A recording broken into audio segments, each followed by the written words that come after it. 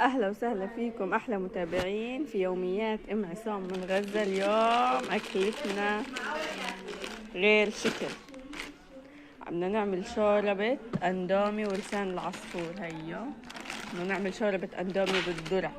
طبعا زمان زمان عن أندومي كان مقطوع قبل فترة، ما كناش نشوفه نهائي بالأسواق. اليوم جبنا أندومي حق الباكيت 6 شيكل، يعني ما يقارب 2 دولار. لسان عصفور الباكيت ب10، الذرة هذه ب12 شيكل. 12 شيكل يعني ما يقارب 4 دولار. بدنا ناكل شوربة عشان خاطر نفسها في الشوربة.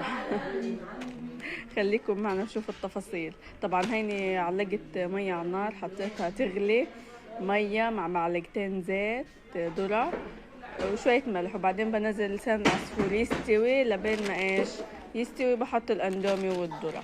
هالقد بفرجيكم. وهي هيك، هذه هي شوربة الاندومي مع لسان العصفور والذرة.